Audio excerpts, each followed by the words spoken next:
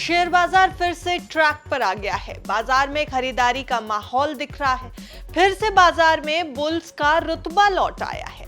Nifty फिर से 24,000 के स्तर को पार कर गया है। अब बाजार में एक दिलचस्प ट्रेंड देखने को मिल रहा है। नमस्कार, आप देख रहे हैं बिस्तक। मैं हूं आपके साथ अर्णिमा द्विवेदी। विदेशी संस्थागत निवेशक बड़ी कंपनी से अपने शेयर बेच रहे हैं, लेकिन छोटे और मझोले शेयरों में जमकर निवेश कर रहे हैं। लेकिन ये बदलाव अचानक क्यों आया? इसका मतलब रिटेल इन्वेस्टर्स के लिए क्या है और आपको इस वक्त क्या करना चाहिए, ये सब कुछ हम आपको बताएंगे। मार्च 2025 तिमाही में विदेशी निवेशकों ने भारतीय शेयर बाजार में निवेश की रणनीति बदल दी है।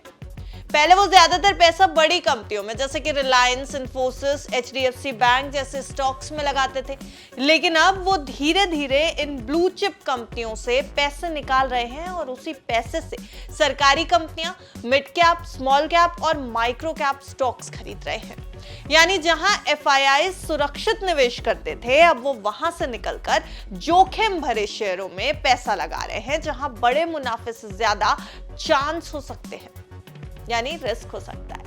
आइए थोड़ा डेटा देखते हैं जो इस ट्रेंड को साफ करता हुआ दिखाई देगा। अब तक 79 लिस्टेड सरकारी कंपनियों ने शेयर होल्डिंग डेटा जारी किया है, जिनमें से 52% में एफआईआईज ने अपनी हिस्सेदारी बढ़ा दी है। निफ्टी माइक्रो कैप 250 इंडेक्स की 186 कंपनियों ने जानकारी दी और इनमें से 51% कंपनियों में एफआईआईज की हिस्सेदारी बढ़ी है। बीएसई मिड कैप की 107 कंपनियों ने डेटा जारी किया, जिनमें से 43% में एफआईआईज ने निवेश बढ़ाया है।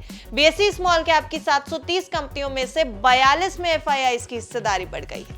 अब सवाल यह है कि ऐसा क्यों हो रहा है? इसके पीछे 4 बड़े कारण हैं।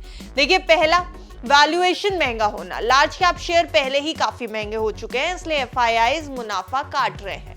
दूसरा बड़ा कारण है ग्लोबल अनसर्टेनिटी। अमेरिका चीन ट्रेड वॉर, ब्याज दरों में उतार चढ़ाव जैसे कारणों से एफआईआईज रिस्क कम करना चाहते हैं।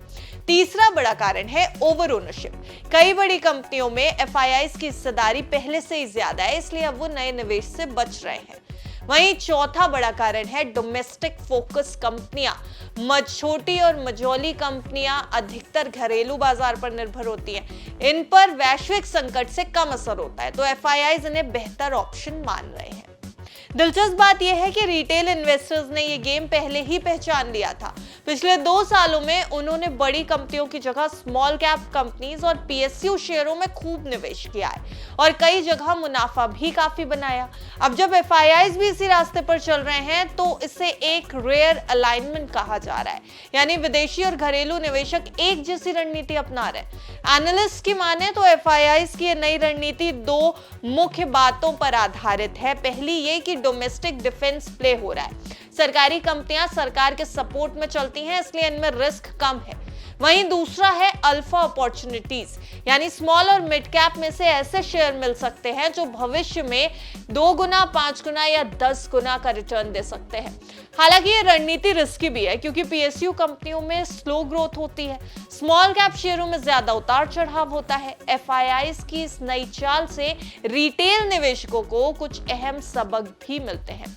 देखिए, अपॉर्चुनिटी को पहचानना पहला सबक है। अगर एफआईआईज पीएसयू और स्मॉल कैप में निवेश बढ़ा रहे हैं, तो हो सकता है ये सेक्टर अब बॉटम पर हो।